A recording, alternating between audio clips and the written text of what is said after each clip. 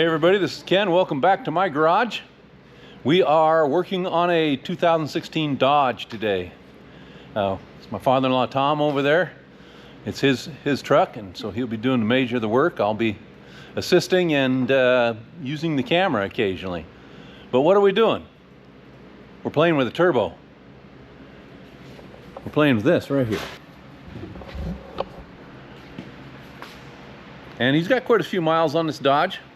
So the turbo looks like it was maybe pulling a little oil. It was making a little funny sound, but it's not bad at all. But Tom needs to get it replaced. He pulls a large trailer, and we don't want to have any problems doing that. So I'll show you what he's got going over here. The air box has been completely removed, and the intake for the air system. I'll show you down in there. Can you see? Let me tip you a little bit. We're getting really close. Look down. You can see inside that turbo, and you can see that black little oiliness down there. So that does show that this turbo was pulling a little oil through there. Probably the bearings or the seal in the turbo is starting to have a little issue. So it's a good thing we're getting it replaced. I'm going to stick you up, and we're going to get busy, and you can watch as we go along. The interesting thing here, we tried to drain the radiator with the petcock down here. It's a quarter turn deal, it's supposed to open up and drain. It didn't drain anything. So now we're draining it down at the turbo because the turbo is water cooled. And yeah, make sure you have a big pan because it comes out and spreads itself out. So we got two pans down there right under the turbo, and we're draining it that way. Do what works. Yeah.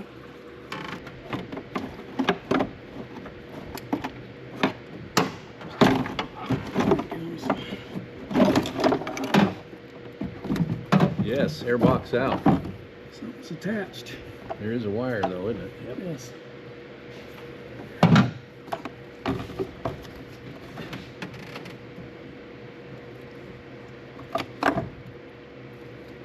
Easy peasy.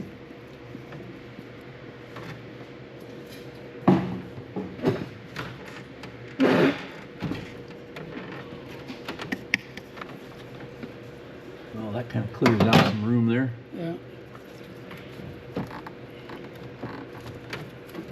Next, the battery's coming out. Yeah. If I can lift it.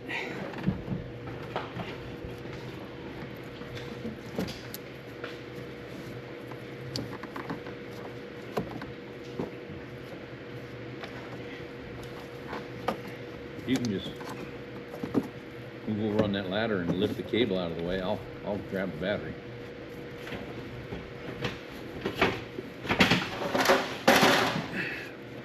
Got it? Yeah. Thanks. I freed up some room too. All right. We're making progress. Yeah. I'll bring you around and show you how much room we've created.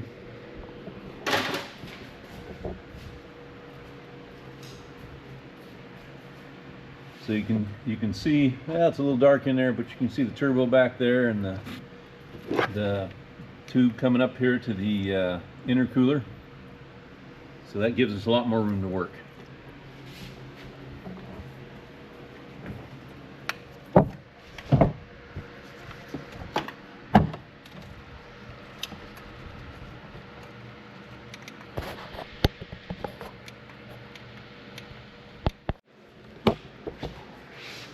One of the things that'll make your life easier when you're doing this is removing this inner fender well. You can see the access now that it gave us to the turbo and its hardware in here. Or I should say the access it gave Tom. Yeah. Right, I wanted to show you in here. You've got two band clamps and an intermediate piece here between your turbo and your downpipe. Now we're going to take them both off, or at least loosen them both. This one's already removed. And the reason for that is it's going to make it much easier to line these things back up when we're putting it together. You can already see when we took this one, it dropped down and moved back. So that we can see right now, this is going to have to be pushed up and in to get it to line up at the same time we're putting the clamp on. So if we loosen that one, it'll give us some wiggle room when we put this back together. So neither one of those will get tight until everything is together. Well, let me catch you back up on where we are right now. The turbo is loose. Everything's disconnected from it. And we actually had to pull the studs out in order to get the turbo to come free. It wouldn't drop down because of the lines that are underneath it. So we've done that. We've attempted to work it out through the fender well, but we've got the AC line in the way. And we don't want to undo that. Of course, we'll lose all our Freon or we'll bust something. So we're still working at it. We're taking little bits and pieces off the turbo, sensors and things that are bolted on that maybe might give us more room. If we can't, we're going to take the battery box out and the windshield washer fluid container, and then we'll have a big hole and we'll get it out. So I'll show you that as we go along.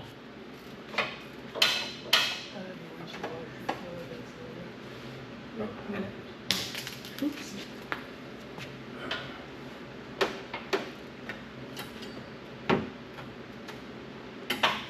All right, I got straightened out. That's not that's not the windshield washer fluid. That's the antifreeze container, which I knew, but I gave you the wrong information.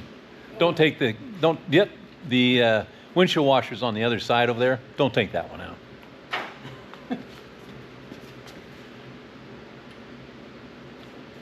You know, it sure looks like it should come out. Well, Coming out. Yes. all right. Got her. The turbo is out through the top.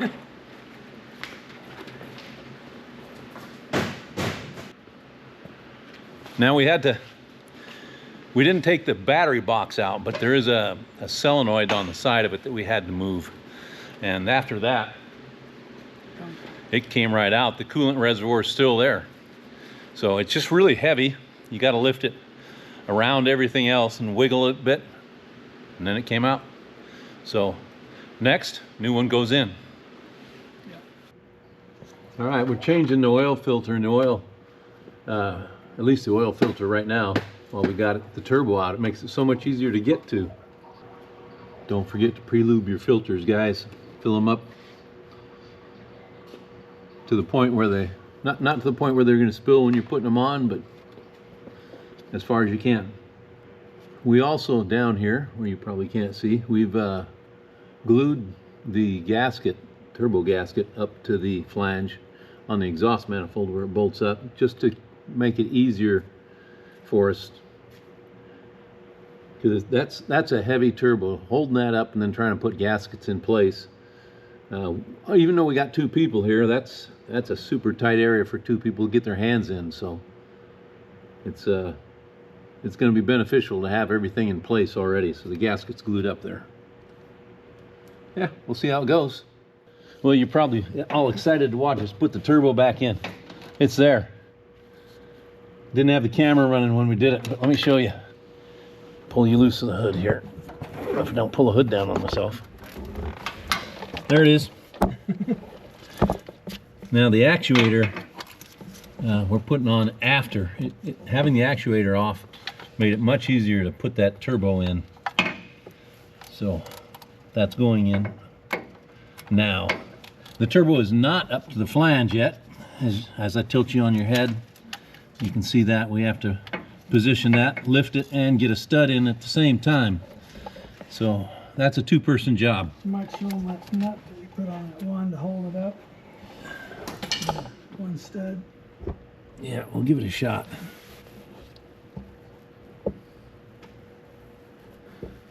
You ready to try to lift it up in there? Yeah, I was just gonna see if I can get this to mount somewhere right in here, and they can watch me struggle. Watch it struggle. Yeah.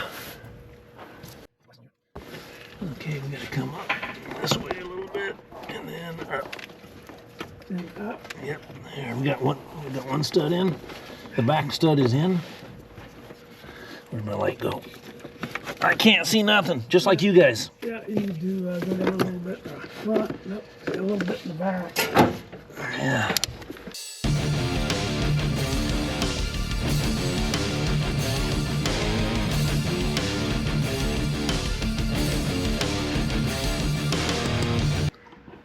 All right, I wanted to show you that we've got the turbo down in. We've got the lines hooked up from the bottom. Now we're going to prime it. There's a hole right over there, which we're going to fill the turbo with oil. We're going to push it down into the bearings, prevent it from having an issue on startup. All right, the air box is in. We haven't put the battery in yet, but just about everything else is hooked up, so we're just going to give it an oil change here before we forget.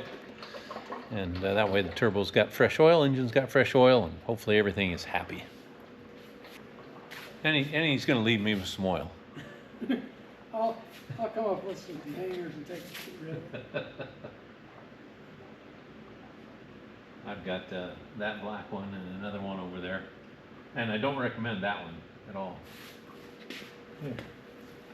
For what, draining oil in? Yeah. All right, everybody. See this container?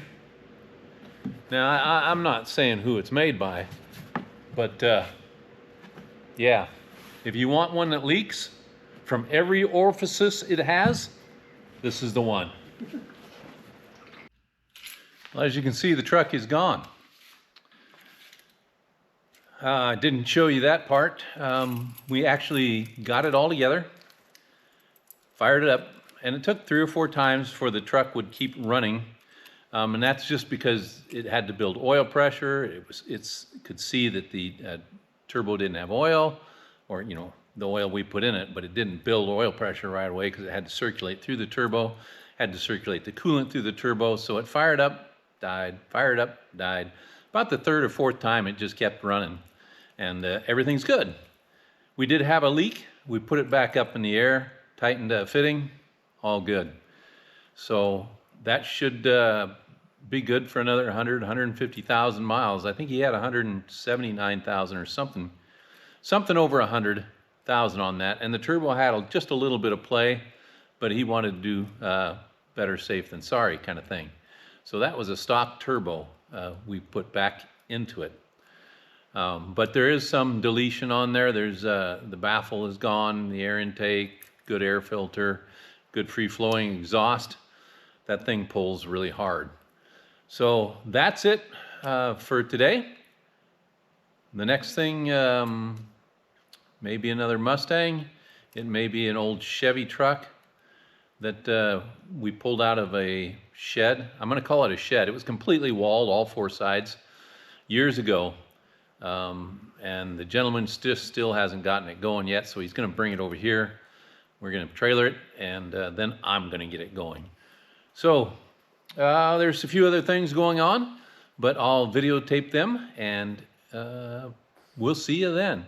But get out and drive your stuff. Be good to each other, and remember, your project doesn't work if you don't work. Later.